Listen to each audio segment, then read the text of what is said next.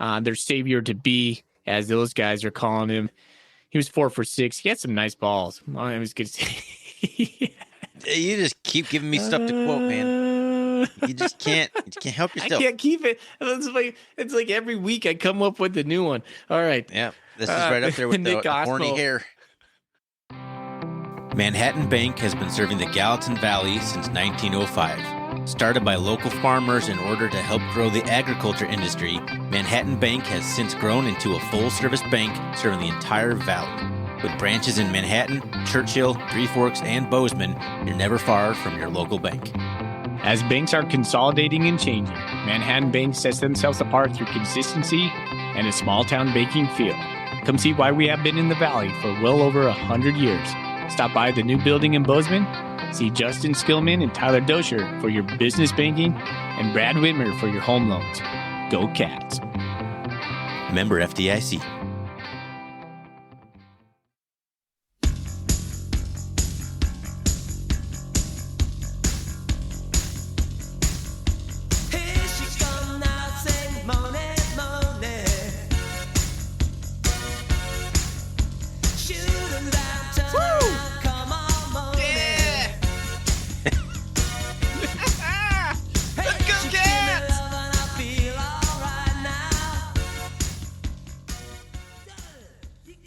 Right on. Pump that, Thorny. Woo. All right. Welcome. Woo. All right. Don't sue us. Oh, man. Woo. That's the way to set the energy for the episode. Nice. All right. Hey, this is the R&R Catcast. Welcome, everybody. We are the Ryans. I'm Ryan Foley. He's Ryan Thornburg. We are the Ryans. We're part of the Big Sky Podcast Network, the Montana State affiliate, and we have a sweet sponsor, our Dink Bank and Manhattan Bank, taking care of all your banking needs in the Gallatin County. 4 locations over in Churchill. Let's see. I forgot those locations off the top of my head. Bozeman, Churchill, Manhattan, and Three Forks. I'll get that down one of these days. I'm just having too much Vim pulsing through me right now. Yes. Thorny. You can't think clearly with all the Vim. I apologize. It's like alcohol. It impairs your judgment, right? Vim. I will get that down, brother. But yes, Manhattan Bank, awesome sponsor for this year. Woo. Cat Griz, man. Let's go. What a weekend, man. What a game. What an absolute blast to be in Bozeman. What a dominating victory. Life is good, man. Life is fantastic. It's good time to be a Bobcat fan. One of the best I can remember. Just Vim just pouring out of me. Yeah. I don't know. Like, you would have never thought that we would see maybe another game like 2019. Because 2019 was kind of like the game Bobcat fans have been waiting for 30 years. And here we are, the next time we're in Bozeman. The exact same margin of victory, right? Insane. Yeah. Insane. I was hoping we would get one more touchdown on them, or that they would not score one of those last remaining touchdowns, because I did want to set the record. You did? I mean, if I had a work upon, come on, Montana State, could have beat them by more. It's true. But on that note, Vegan did not let off the gas. Attaboy, coach. Way to take it to those Grizzlies. I love that. No, man. man. That's so good stuff. Yeah, Vegan clearly had a statement in mind, and he executed. And we'll talk a lot about Brent Vegan, the impact of this win, the statement win. There's so much to unpack from this. We espoused a little bit on our Sunday night, quote, instant reaction show. This is going to be the fun episode. This is where we're going to just have some fun talking about Cat Griz. Yeah. See, we're going to get into it real quick here. Like, we'll talk about what beer we have. We'll do a little bit of the normal stuff. I will touch on the FCS final football rankings of 2022. I guess it's not final before we get into the playoffs, and then we'll talk a little bit about the playoffs. I imagine Ryan and I will do a playoff episode next week when we learn who we're playing. It's either going to be North Dakota, the University of North Dakota, fighting Sioux, fighting Hawks. Fighting Hawks. They're not the Sioux. Don't sue fully. Or a rematch with Weber. That could be interesting. Yeah. So It could be interesting. we'll talk a little bit about that too coming up, I hope. All right.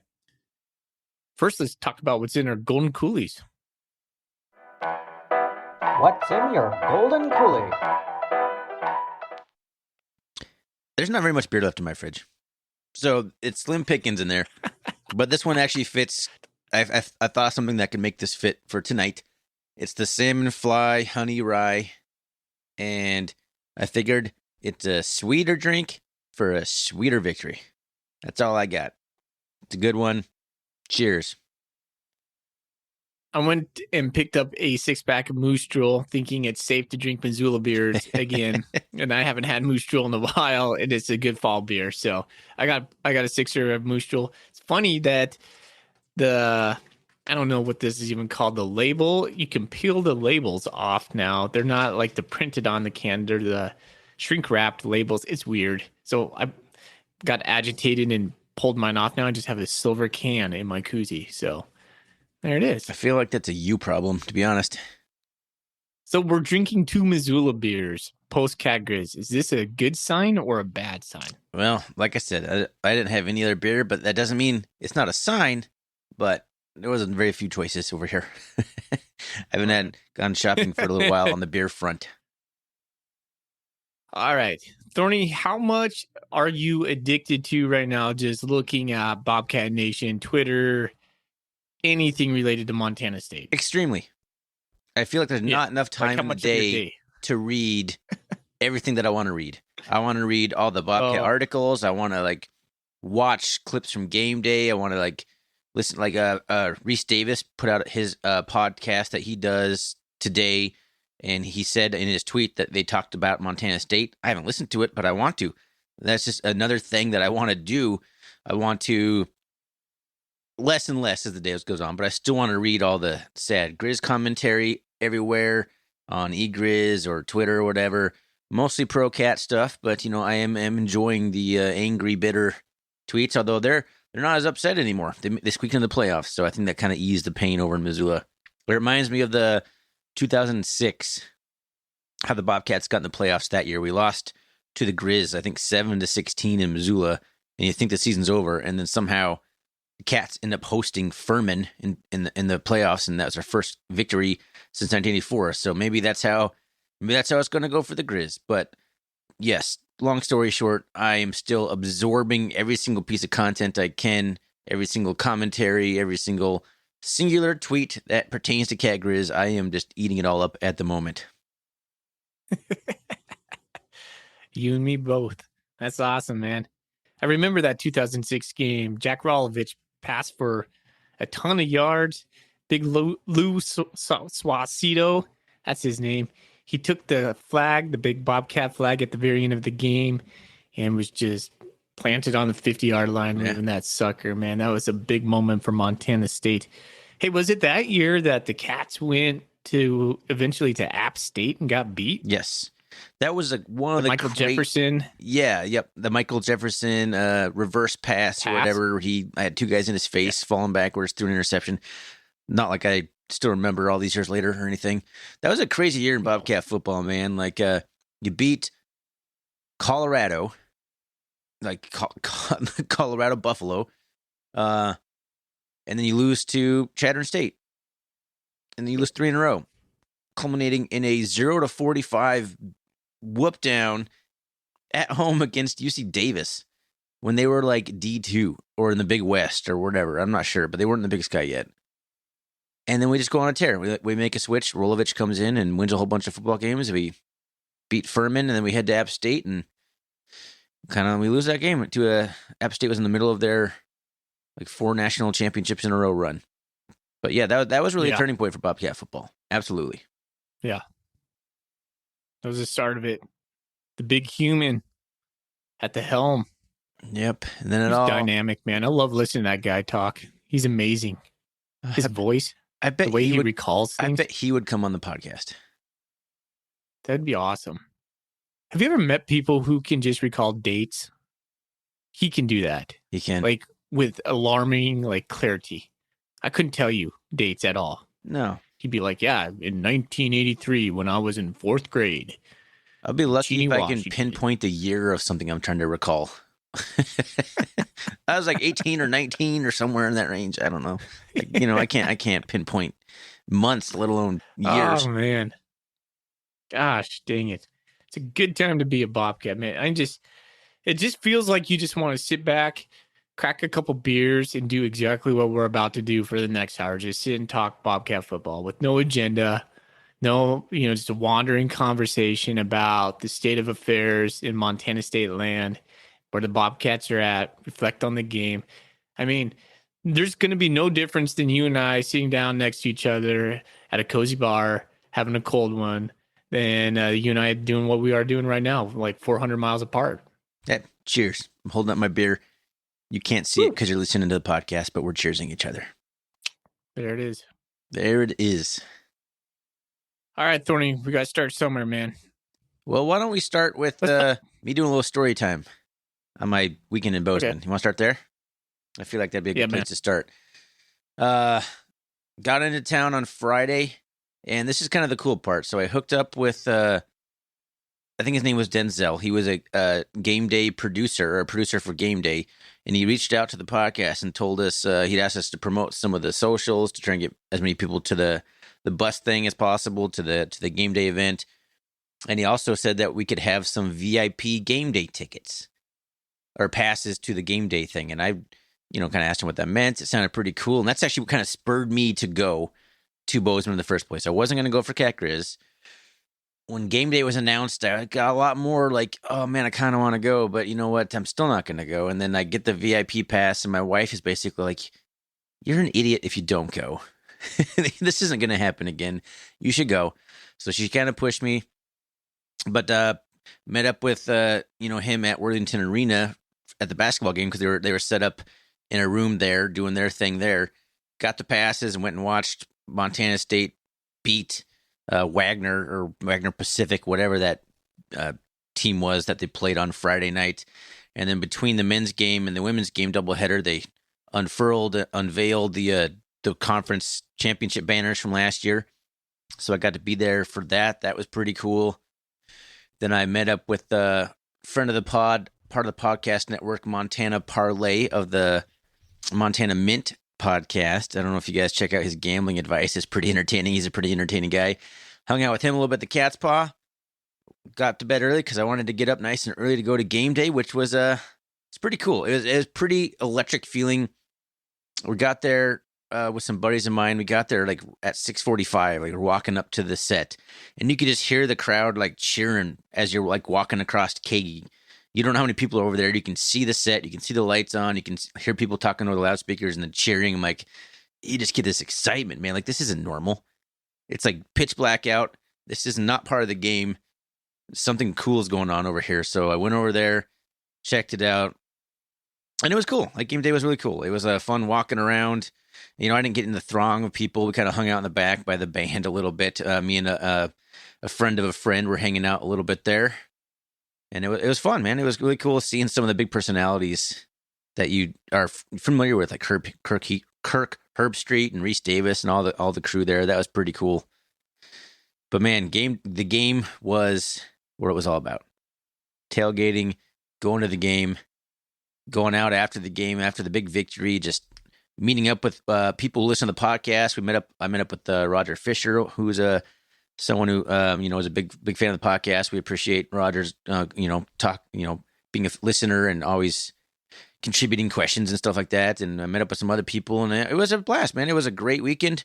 Met a lot of people, a lot of good Bobcat fans. Saw an old friend, watched the game with him. I haven't spent a lot of time with him since, I don't know, middle school. It was really cool. It was a great weekend. What a good time to be a Bobcat. And I had a blast. One of the best weekends I've had in a long time. One of the best Bobcat weekends perhaps I've ever had. Definitely jealous. I was super happy for you. At first, I was a little upset that you weren't coming to Spokane for it. You were like, you bypassed me. You just went straight to Bozeman. I think I saw you. I saw you at the window. Special. Bye. And my wife, she goes, aren't you going? She gave me one of those nods too. I was like, you don't spring this on me on Thursday afternoon. Like, this is like, no, too much. So That's when I pulled it I all was together. watching One day of insanity, trying to pull it together. Well, a little bit, kind of. Not gonna lie, Thorny. Every time you and I go to a game together, we lose, and so I was like, I don't know if I want to jinx this for us. This is a big game. There was that thought, but my sons had these basketball games, and my wife is like, "I'll just take it in basketball. You're gonna stay here and watch the Cat Griz, aren't you?" And I was like, "Oh yeah." And so I got to be home alone, which was good because in the third quarter, I just started just yelling, like whooping and just being like, flexing. I might have done the triple D, like, like cross the arms, like pow, kind of deal. And I was pretty obnoxious there for a little bit. So I'm glad my wife wasn't home for that, or my family or my kids to see any of that. I just got to be the weird old me and the confines of my comfy home, and I loved it. It was great. Rank in. I had like. Go. I want to hear you. I want you to rank in order your preferred method of watching Cat Griz. Being there in person, watching it at home with me and your family, or just watching it all by yourself.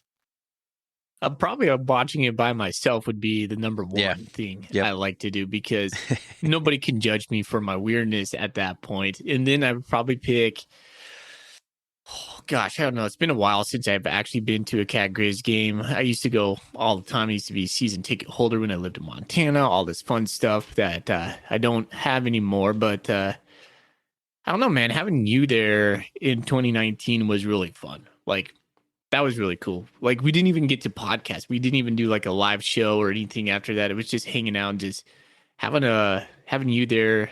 I mean, you're my Bobcat guy, man. You're one of my best friends, and so having you there was awesome. So that's always special, because when you meet a Bobcat fan, and I met a couple Bobcat fans this weekend, you kind of judge. You're like, how into it are you? And they're like, oh yeah, I've been kind of keeping up on it. I'm like, okay, so we're not gonna we'll have a very topical conversation. Hey, do you know anything about Tommy Millott? What do you think about Coach Vegan?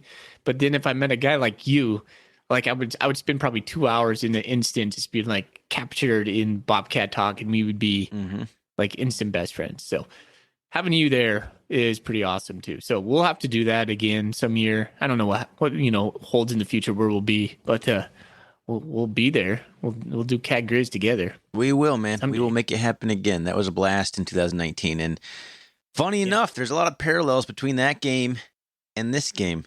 So clearly, whatever we're doing, it's working, because that's how it works, right? And I do want to give myself some credit here. When I booked my flight out there and I was picking my seats, there wasn't a lot of choices.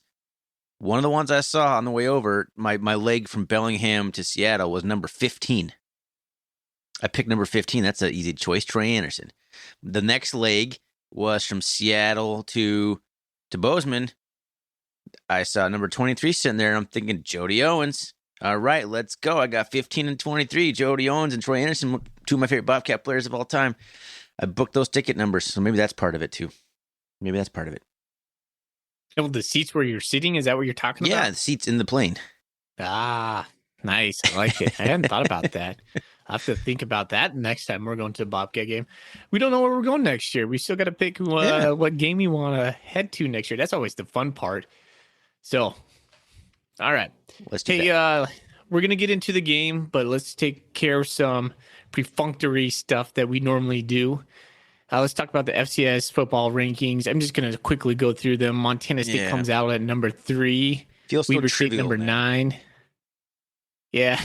All right. After we got number 4 seed, we'll talk about that a little bit later. Idaho is at number 18, and the Grizzlies dropped down to number 19. UC Davis came in at 24th. So the guys that you thought would be there, except for maybe Idaho, Idaho Eastern flip. We've talked about that previously, but it's kind of how it shakes out in the Big Sky. Well, Sac State would be number 2. Excuse me. I forgot about Sac State. Everyone always forgets about Sac State. That's their problem, man. Right? I feel bad. Like, it's just a true statement. They're so easy to forget about, which is just so weird. There's just no one talking about them. Anybody, nobody seems to talk about them. We haven't played them lately too, so that's kind of maybe a recency bias on our part, but yeah, they're forgettable. You keep thinking Sac State's just going to regress back to what Sac State has been, but they haven't in 2 years. They just keep winning. And so No. I just keep waiting for the other shoe to drop. Like last year and the last 2 years, you see Sac State take an early exit from the playoffs. You're like, holy cow, they just got their butts whooped.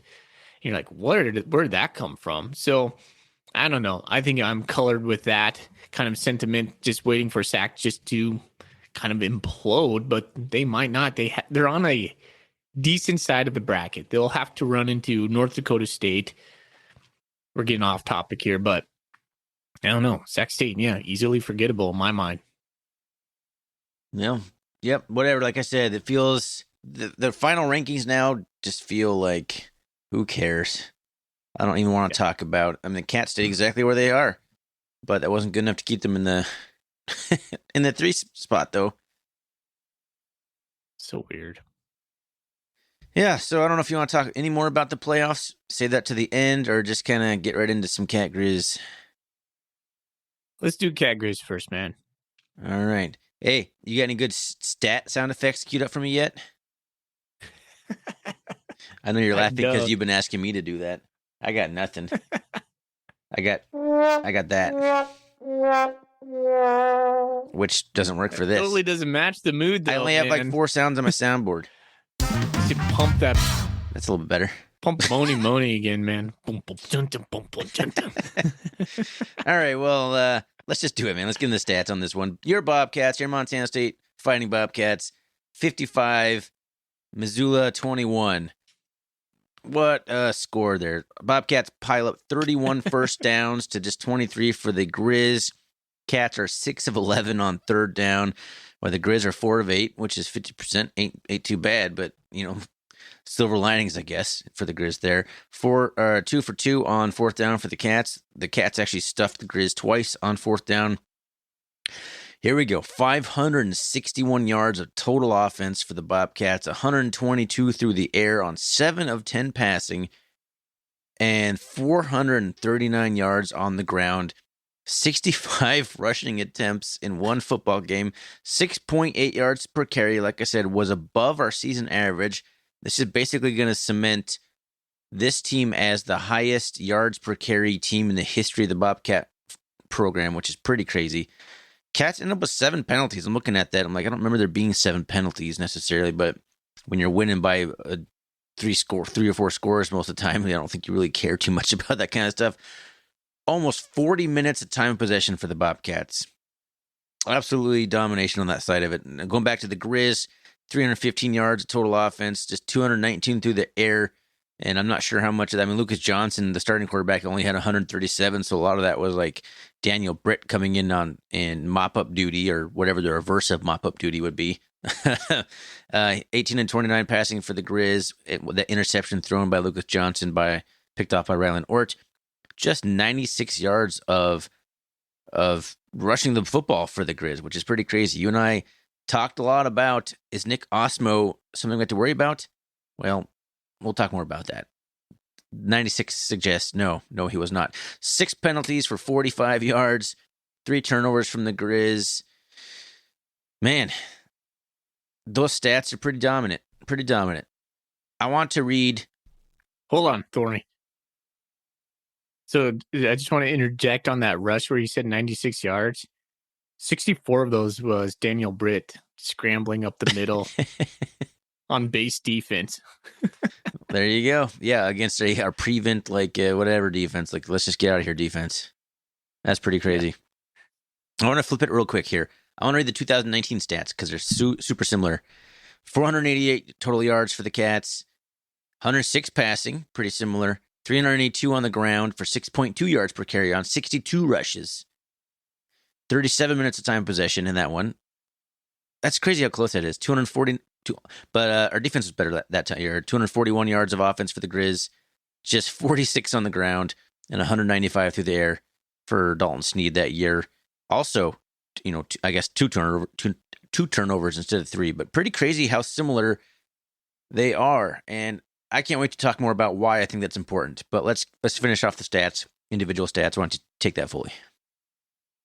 quickly, what was the 2019 rushing total for the Cats again? 382, which I believe was a Cat Griz hoping record at the time. That's the one I kept looking at throughout the game. So I was on my phone on the game, watching the game. I was like, we need like 20 more yards to get 400. I was texting my aunt and I was like, and she's like, oh, we're going to get it. I was like, oh, for sure. So, a key stat I was looking at. All right, let's get into some player stats. Let's see. Tommy Malott, player of the week. Big Offensive Sky. player of the week. Big Sky. Woo! That a boy, Tommy. What a B, man. 6 for 8, 140 yards. We only passed. Did we only have 8 attempts in the passing game? 10. No, we had 9. Oh, yeah. 10? Whatever, yeah. It wasn't much. We didn't need to. That's one thing we'll talk about too, Thorny, is I think we had a plan to pass the ball on these guys, but they never adjusted. Their defense never adjusted to our run game, and they kept playing a 3-3-5 shell, man. It was just stupid on them. Thank you, Vim, for not adjusting to anything we were throwing at you. The defensive coordinator. Gosh, that's like the definition of insanity. Well done, University of Montana. Dumbasses. All right. Easy. Anyway, I'm glad you didn't. I'm glad you didn't because we put it up your butts for 439 yards. Gosh, it gets me fired up. I love it. All right. But Tommy Malott, he had 15 rushes for 141 yards and 2 touchdowns. I apologize for my language, too. I've been kind of salty lately. I normally don't cuss on this podcast. Release it, man. Just let it out. This is what this podcast is for, man. All right. Why we're here. People are going to love Snell. Yeah. Derek Snell had 1 pass he was 1 for 1 for 18 pass. Yards. That was a great play. Great play. To Trayton Pickering. Elijah Elliott, man. That guy. Love me some Elijah Elliott. 18 rushes, 126 yards. Sean Chambers had 18 rushes for 86 yards with 1 touchdown. And that was a close one. Could have been contested. I don't know if he actually got in. They gave us the benefit of the doubt on that one, but he could have, but it was by the slimmest of margins on that one. Marquis Johnson scampered. He had 6 for 74 with a touchdown. RJ Fitzgerald had a big boy touchdown, 2 for 5. Trayton Pickering, he had 4 catches for 61 yards for a touchdown. Derek Snell had 2 catches for 50 yards. Willie P had 1 for 11. And Stones, let's go. Stones Glessner, 2 for 2, 34 and 28, or 28 and 34. I think that's the order they came in, and he was 7 for 7 on his extra points. I don't have any defensive snaps because MSU did not load up their stats on the game, but Rylan Norton had a pick. We'll go down through some Lucas Johnson. Lucas Johnson, 14 for 23, 137. Daniel Britt, like he said, came in and their savior to be, as those guys are calling him. He was 4 for 6. He had some nice balls. I was going to say. You just keep giving me stuff to quote, man. You just can't help yourself. I can't keep it. It's like every week I come up with a new one. All right. Yeah, this is right up there with the horny hair. Got some nice balls. I can't stop this year, man. I'm on a roll. Anyways, Nick Osmo only had 10 touches for 36 yards. Malik Flowers, he had 4 for 62 with the 1 touchdown. That's all I'm going to say. Mitch Roberts, 6 for 54, and Cole Grossman, 2 for 46 with a late touchdown. Complete domination by Montana State. I'm pretty sure, I can't remember if Montana parlay bet on Grossman going over. Like the bet for him was like 29 yards, and he didn't get it until that last touchdown catch. You forgot to mention Callahan O'Reilly and recovering a fumble, and Jory Choate, man. Jory Choate recovering a fumble in the end zone for a touchdown. So some more defensive stats for you, man. Like, yeah, I see those on ESPN. I know that MSU doesn't always update their stuff, but there you go. Those are the big defensive stats, man. Love seeing that. Love seeing Jory Choate get a touchdown. Oh, absolutely. And he was in a post-game presser. It was good to see like that come full circle for him. That was a cool moment. How is he a senior? I know, right? That doesn't make any sense to my brain. In the last 2 games, Thorny, here's a stat for you. Stat of the day. Montana State has run for almost exactly 1,000 yards. Almost? If you take ESPN's stats and you add them together, it is exactly on the spot. 1,000 yards in 2 games. Well, that counts. And that I'm counting that as exact, which is crazy. That's crazy. Now, teams don't get that in 5 games. Applause button right there. Oh, man, I don't have that anymore. Yeah. What's this button? Oh, no. Okay, there, you've heard them all tonight. There used to be an applause button on here. I think I replaced the golden coolie over the applause. So sorry for all the random sound effects, people listening in. I'm leaving them in, though. So the first thing I want to talk about, unless you got something specific you want to get into. Do you want to talk about no punts? There's a stat for you. Has anyone heard from Bryce Layton anytime recently? He's got to be just bored out of his mind. There's not a bad way to get a scholarship, right? You just don't play at all. You're a starter. If you would have told You're not me, like a backup. You're a starter, and you just don't play because we don't need you, which is just a weird stat. Yeah, I don't think he punted in the last 2 games. Now I'm thinking about it. No, he didn't punt against Cal Poly either. So there'll be a bye week. So assuming he does end up punting in the second round of the playoffs, he'll be like almost a month between punts. Go look that up, Thorny. I want to know that. There's got to be some weird stat out there about like how many games or how many possessions we have not punted. That's crazy. If you would have told me going into Saturday that we would not punt and we would score on every possession instead of the victory formation, I'd be like, what? What are you smoking over there? Yeah, right. Against the Griz of all teams to not punt the ball once. Like, I don't think I would have ever seen that happen. Sorry, I was trying to do some quick research on most games played without punting in a row, but nothing's coming up quickly. That'll be for an offline research. All right. So something I want to talk about. I gave you a chance. Anything else you want to talk about? No. Oh, you asked me? No, Yeah, you just listening laughed. I thought you were going for something. Okay, I'm just. I want to talk about something that kind of. You've been talking to me a little bit about this on and off throughout the last few weeks. I've heard it on ESPN and lots of other places about how bad of a matchup the Griz defense was for the Bobcats. And I'm like, over here, I feel like I was the only one who was thinking, like, it's not, though. Explain to me how it is, because this is what the 4th time we've played this version of the Grizzlies, right? And the only time they beat the Bobcats was in Missoula when we had the worst running QB version of the offense that we run.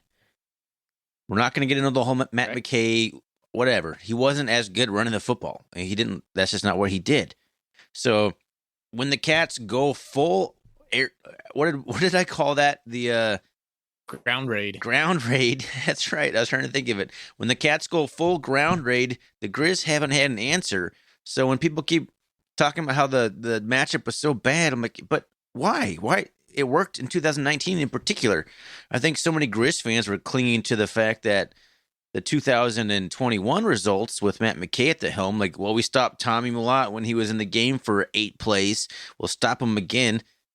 That didn't make sense to me either. So don't get me wrong. I didn't envision anything like this transpiring. I just didn't see why it was such a guarantee that they would just lock us down. So that's why I was referencing the 2019 stats. This year's Griz defense was supposed to be just the best it's been and all blah, blah, blah. And we made them look worse than pedestrian for the 2nd time in a row at home. Absolutely exposed them. Exposed. Great word. So it's interesting because their defense, the stunting, the twisting, the pressures predicated on just getting in the backfield and stopping anything before it starts. Well, here's the deal. if you don't adjust for our +1 run game, it wasn't going to happen on Saturday. And I think that is the thing, Thorny. You look at this, they really made no adjustments for it. They played 5 defensive backs, 2 safeties, 10 yards off the ball. And they told you in the post game, we knew Montana State was not going to pass it. Yet they still couldn't stop the stinking run, man. It didn't look like their defense was schematically set up to accept the fact that they weren't going to pass it. They kept playing like safeties like 20, 25 yards off the line of scrimmage. Like, I don't understand it. Like, once, okay, Why? you start off with that plan, sure, I get it. You have a game plan. Everyone has a game plan. 21-0 in the middle of the first quarter. Cats have like 155 rushing yards on their first 2 possessions.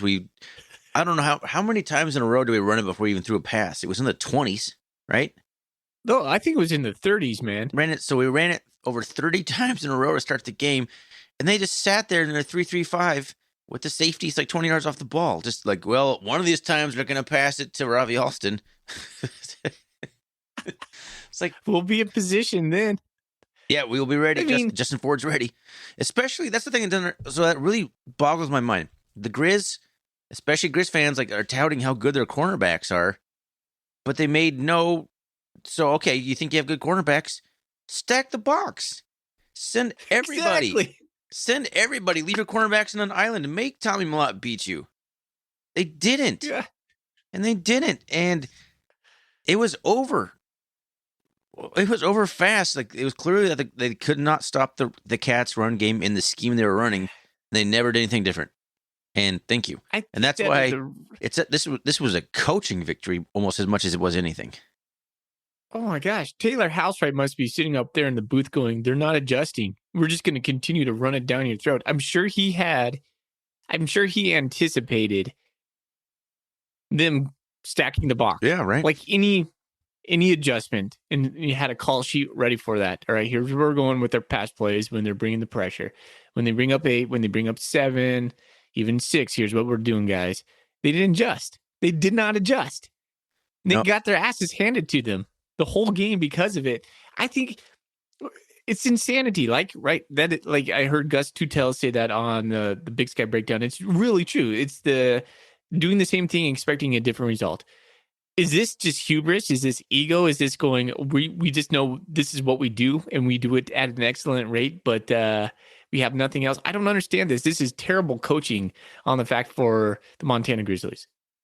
I believe so too. And all week we also heard about the passing game. Lucas Johnson and the Bobcats' pass defense wasn't very good. They didn't really test the Bobcat pass defense very much either.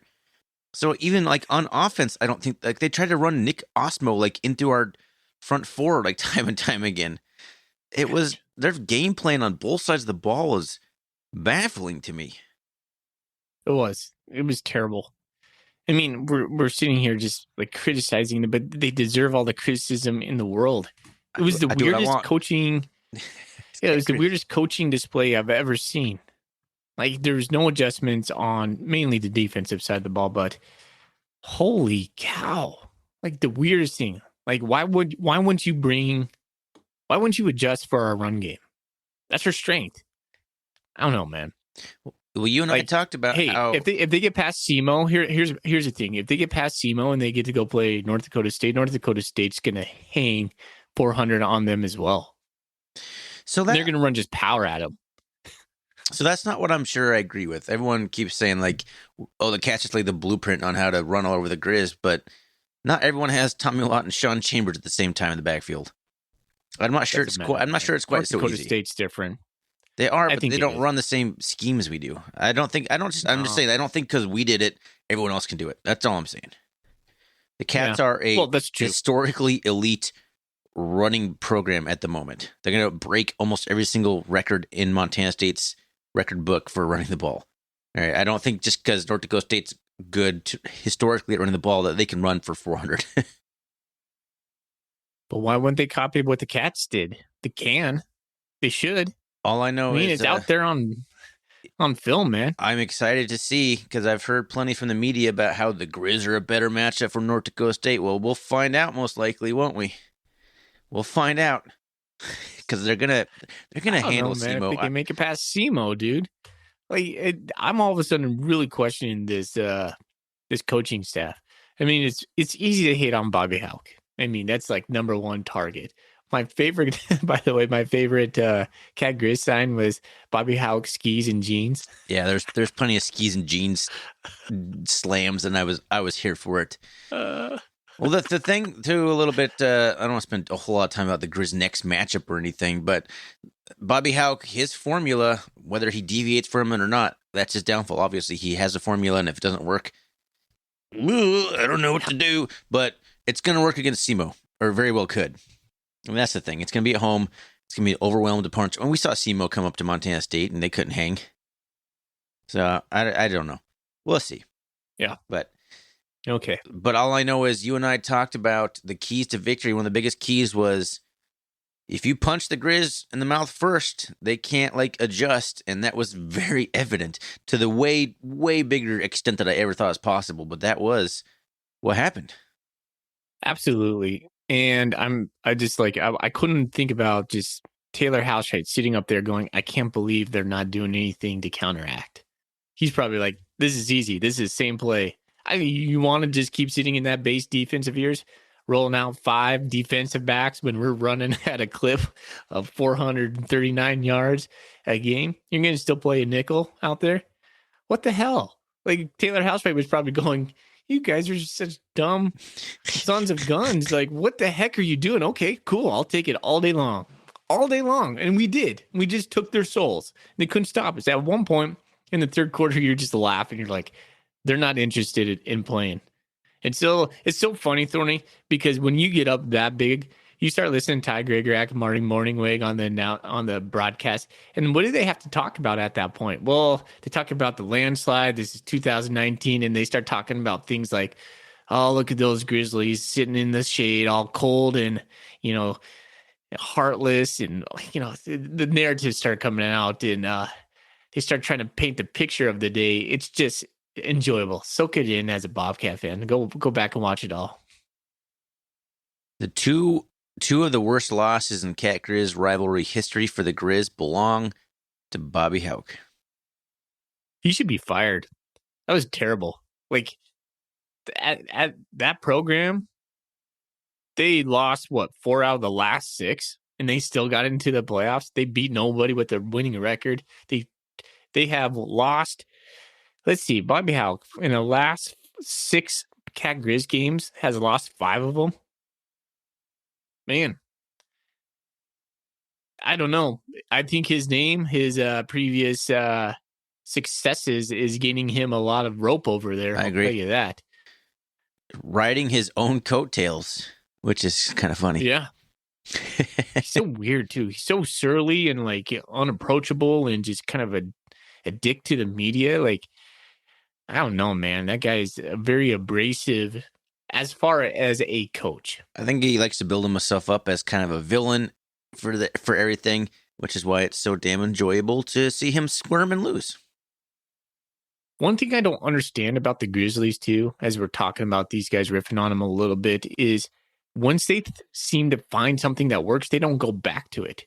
It's really weird. It's almost like they don't want any of their players to become bigger than the program.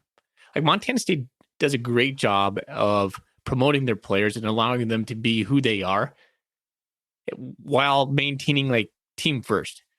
Montana, the Grizzlies, they seem really weird. This weird culture of it's only Griz, nobody's above the brand. And if you try to get outside that mold, no social media, all this tight restrictions on their character. It's a very odd. The optics of it is very odd to me. I mean, that's one of my knocks I had on Jeff Choate, is he was a little bit more, he was almost as much about Jeff Choate as he was the program, or at least the program is winning because of Jeff Choate. I don't know. I don't know if you agree with that take or not, but Brent Vigen is completely not that way, and that's evident. And I think Bobby Houck is a bit more like Jeff Choate in the fact that he's the one who He's leading the Griz to victory. We're winning because this is my system and this is what we do. So when you run it like that, then you got to take the brunt of the failures.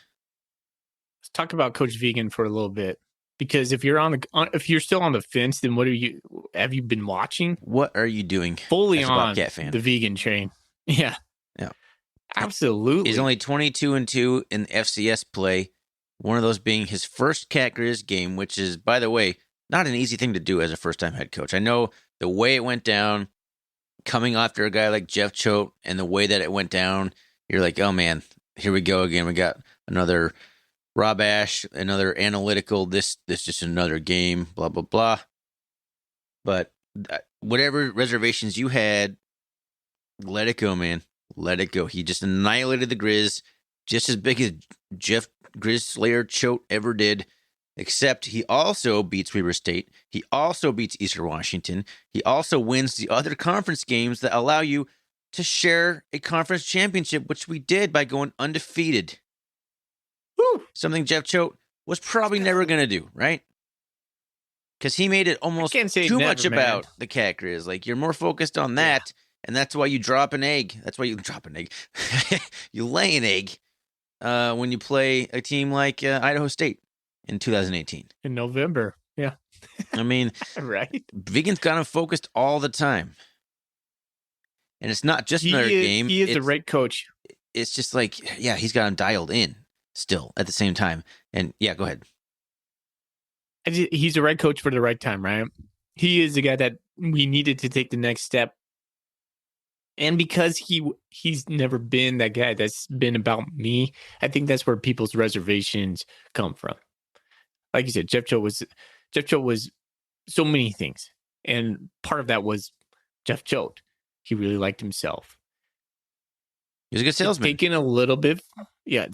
a little bit for me to kind of turn towards Vegan. And I can't hold back anymore. When I saw this affirmed it for me.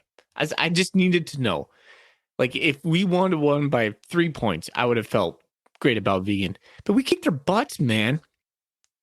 It was no question about it. And the way he acted after the game, it's not the way you and I are just spouting off right now, espousing. He was just calm, just his normal self. We expected this. It was a good win. It's a good day for the Bobcats. On to the next. I love it. You just get the feeling that the Montana State Bobcats are about to just explode into the playoffs. I get the feeling. I don't know about you, Thorny. Here's a little fact about me. I didn't tell this to anybody coming into this week. I thought we were going to kick their butts. I didn't think this was going to be close. I expected this kind of victory. Yeah, you never told me that. I guess I could see why you wouldn't, though, because you're so superstitious. Yeah, I'm weird. I've told you I'm weird. I get it. I kind of get into these things. I think we're about ready to just hit a hot streak in the playoffs. I think they tasted it last year. They know what it feels like. They know what it takes. And then we coming off this victory.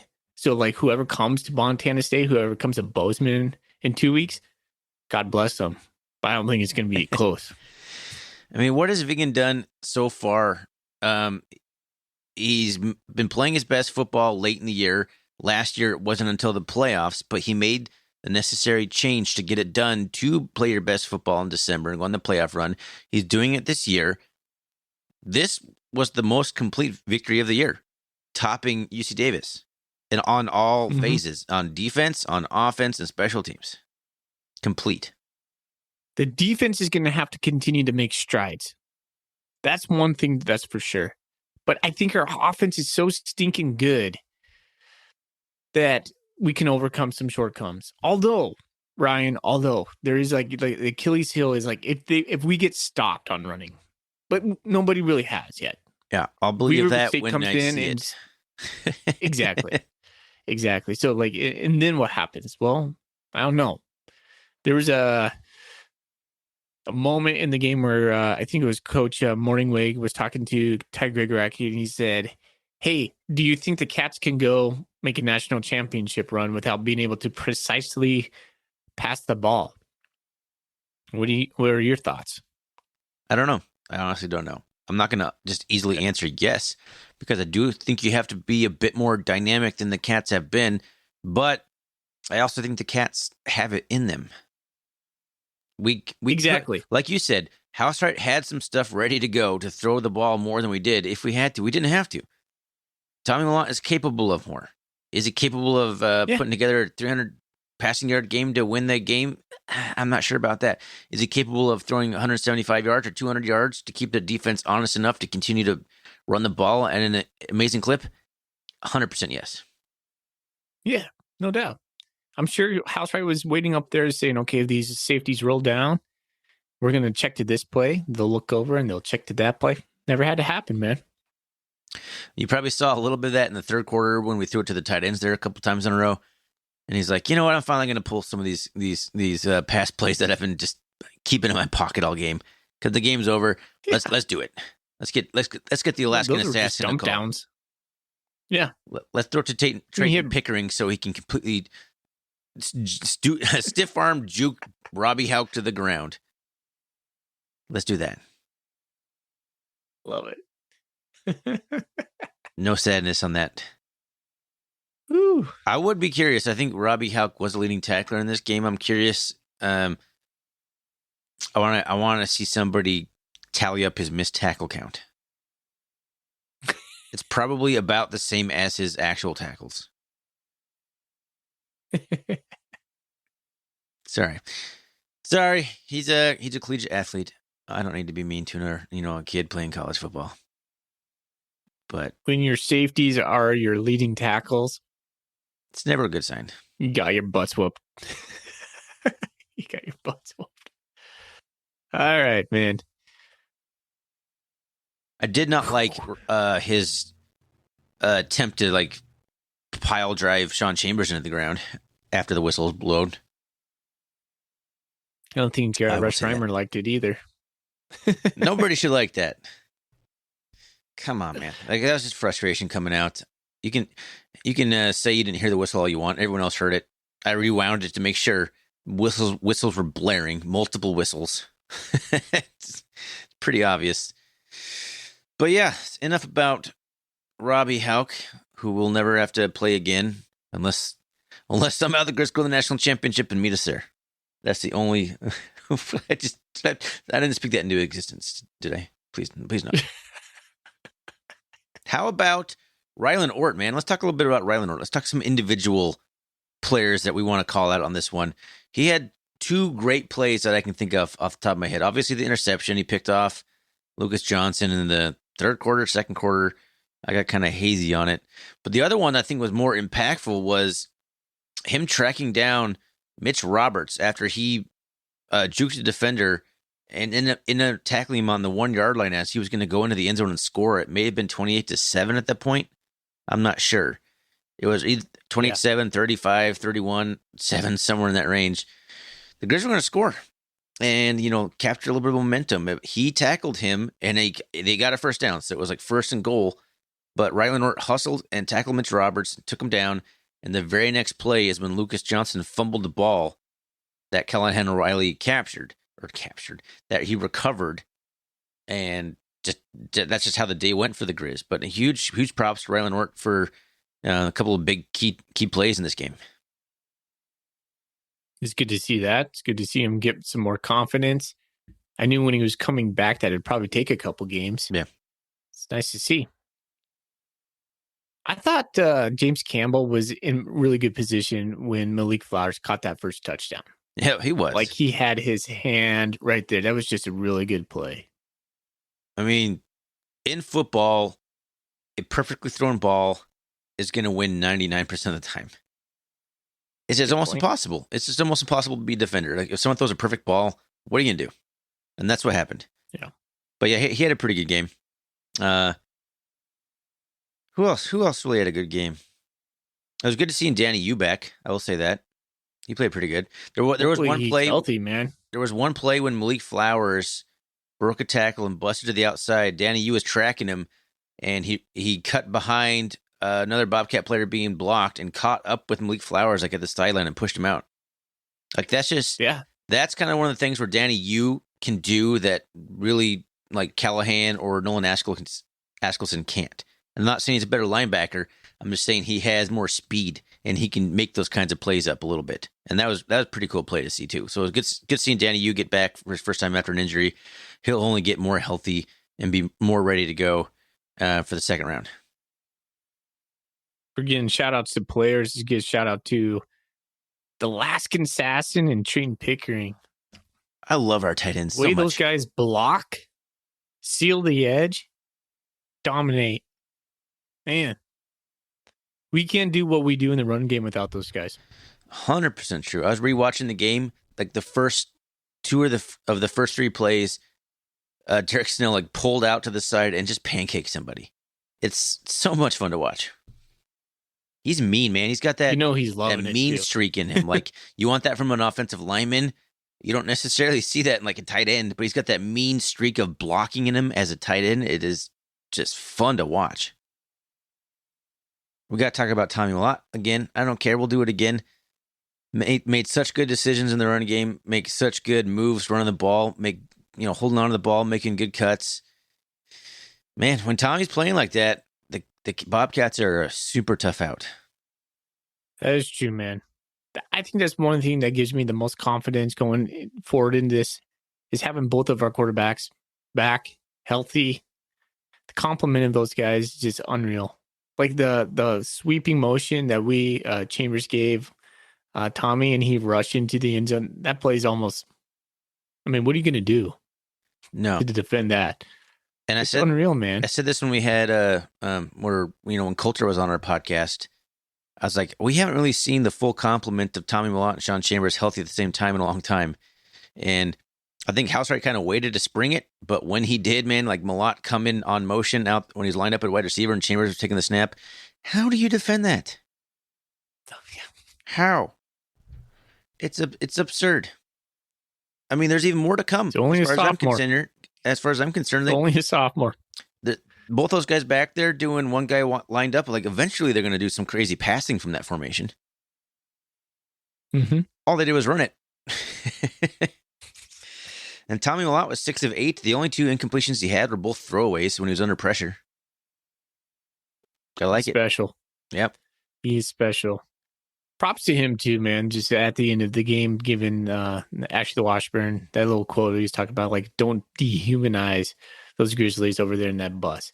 Yeah. I mean, he just whooped their butts on the field, and that's what he's thinking about. First thing he's thinking about, like, how bad those guys feel. So leave him alone, kind of. Because, he's like, we were there last year, so he knows. Yeah. Love Tommy Mellott. That's awesome. He also had the second best quote ever about, like, oh yeah, we knew they weren't going to be gap sound, which is pretty rare for a Division I program, or however he phrased it exactly. Also, low key and brutal. I'm going to add that out. That was low key brutal.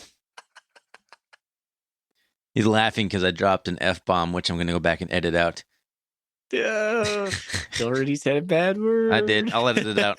That's fine. Maybe I'll use the wah-wah sound over the top of it instead of like editing the whole thing out. Okay. But yeah, that was pretty cold, man. Like it wasn't meant to be cold, but I don't think he meant it the way it came out. But just honest. It's like, yeah, it's pretty rare for a Division I football team to be that bad at being gap sound. It's like, damn. Spin fire. Hey, Ryan, I wanted your thoughts on this because I don't have much more to say, and I don't know if you do, but I did want your thoughts on this. What this day in history mean for Montana State? Yeah, I'm fine with transitioning to that off the individual accolades, or we can get back to that if we want in a second. But man, it's just to me, it cemented something I've been feeling for a couple years now, especially with COVID. But just the way Montana State has all the momentum over the Griz. And like in almost every single sport, in the city, in the university itself, in terms of enrollment and the trajectory and the the donations we're getting for like building new buildings on campus and business programs and all the donations we've received. And I believe it looked like the Board of Regents approved an indoor practice facility plan coming out of Bozeman. I don't know how we're doing on the fundraising on that, but that's another thing that's happening or could potentially happen here for the Bobcats.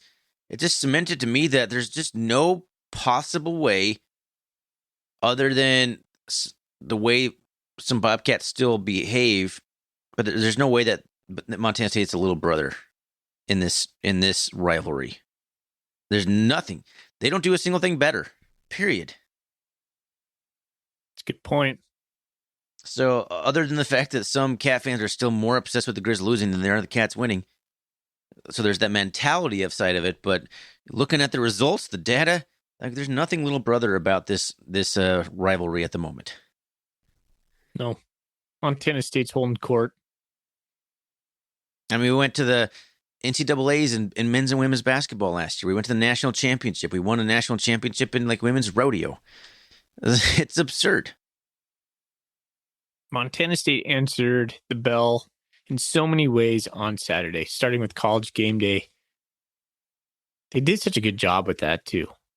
Yeah. I mean, they told the story of Montana really well. They showcased Montana in such an awesome light. It would have been easy to not show up because it was like 3 freaking degrees outside.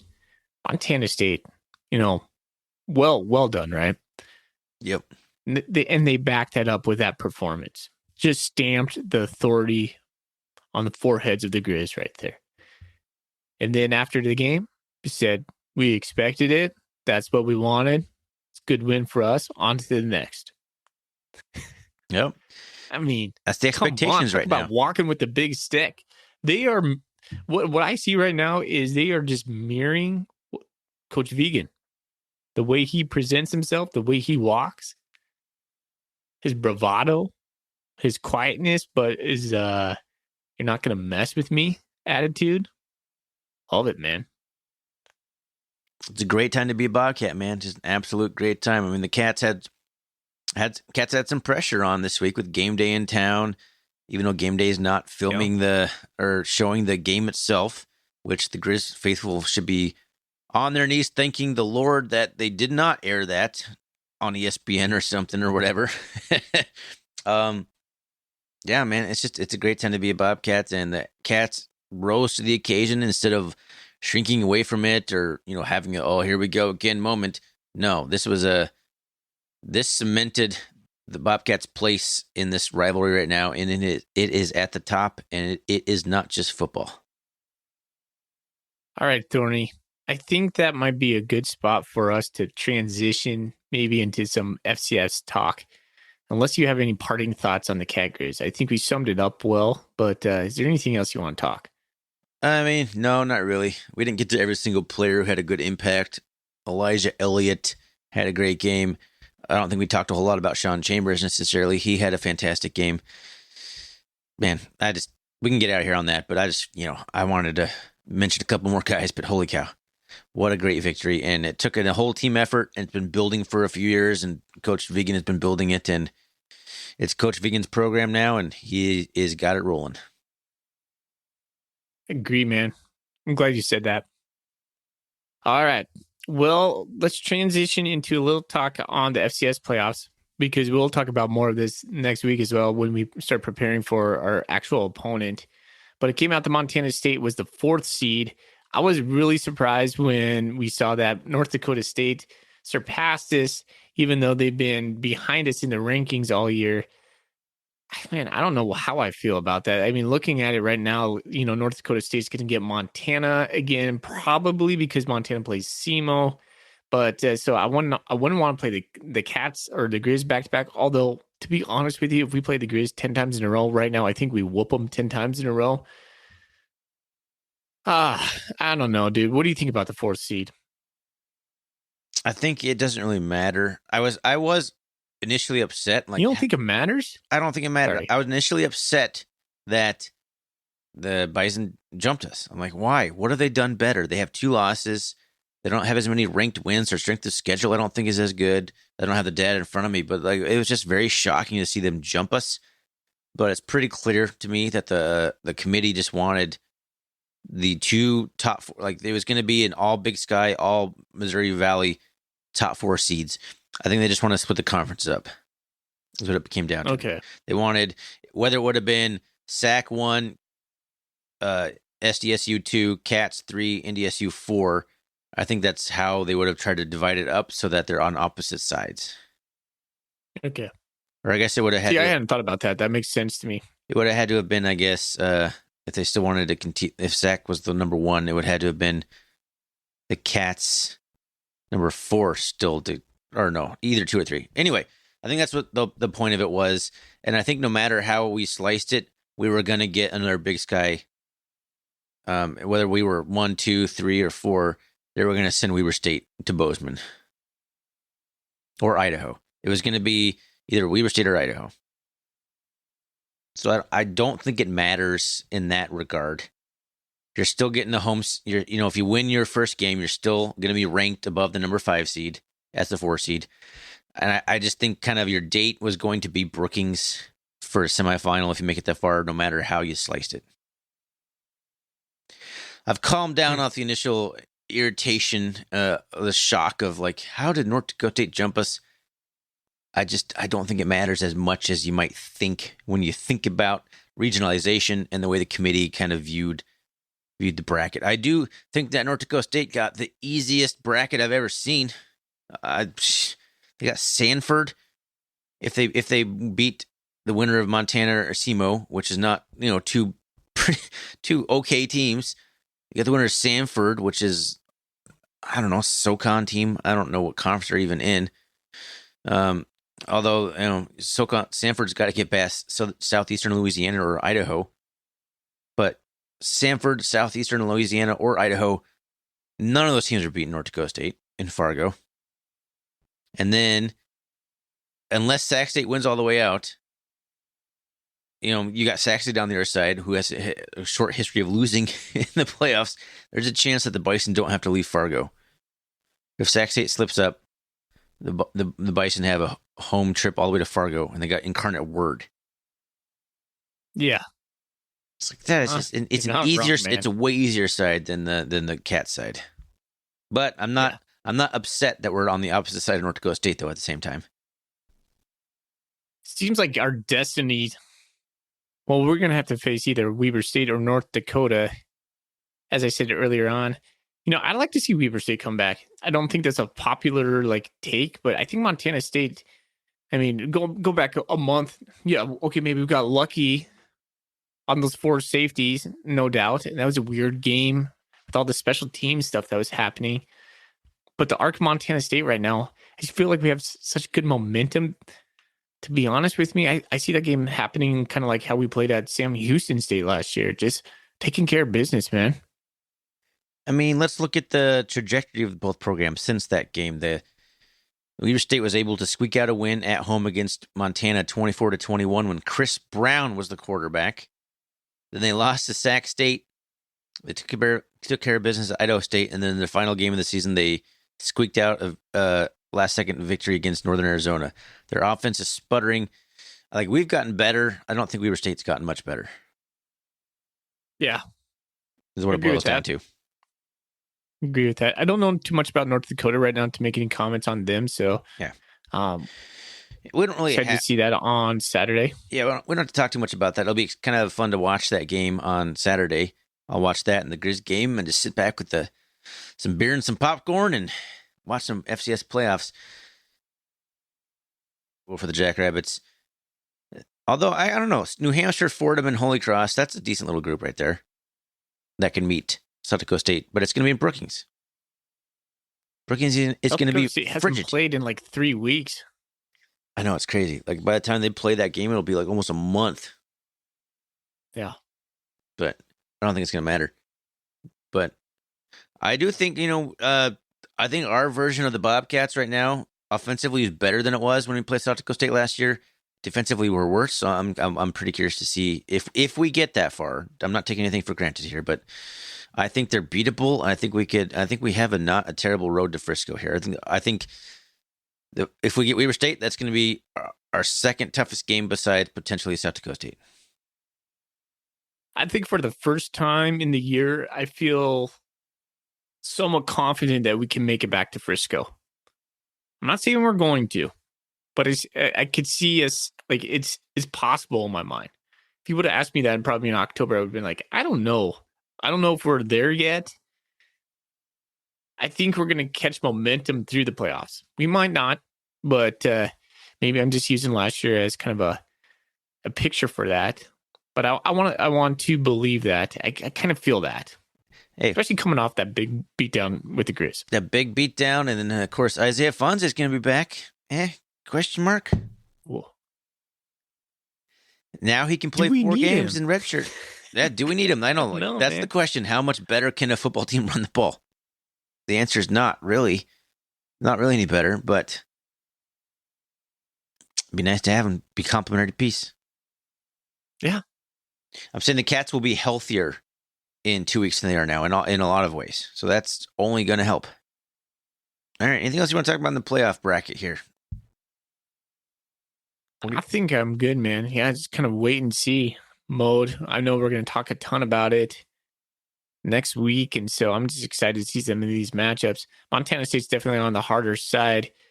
And so if we can get to the semis and get to Frisco, I think that would prove to me that we probably have a good chance of winning this. But let's not put the cart before the horse there. There's still a lot of football yet to be played. A lot of football. So I'm excited to watch more football late into December. Woo! Love it, man. Let's bring it on. Bring it on. All right, man. Anything else you want to talk about? Playoffs, Cat Griz? Anything else you want to throw out there for our listeners before we basically sign off for an entire week? I don't plan on doing anything else this week. It's been a long season recording podcast. I'm excited just to sit back and enjoy some football and just relax for the next few days. But anything else you want to throw out here before we do that? I just want to thank the fans for always just supporting us on our podcast, listening and interacting with us. I mean, this thing is a passion project for Ryan and I. I know it fills our buckets when we get to talk to you guys, and I don't know, this is just fun for us. So thank you guys for supporting us. Absolutely. We appreciate all the interaction all year. And, without that, I mean, we'd still do it, but it really, like you said, fills our cup. It makes it a lot more enjoyable and gives me a satisfaction that we're making a difference in a little bit in what we do, that it's having an impact. All right. Well, look forward to enjoying some football this weekend that's not so stressful as that Cat Griz game. That will be nice. Catch everyone next week, man. Thanks again to Manhattan Bank for being our awesome sponsor this year. It's been really awesome having them come on board. You can always find us on the web, rrcatcast.com. You can shoot us an email at rrcatcast@gmail.com. Fully, man, go Cats. Go Cats.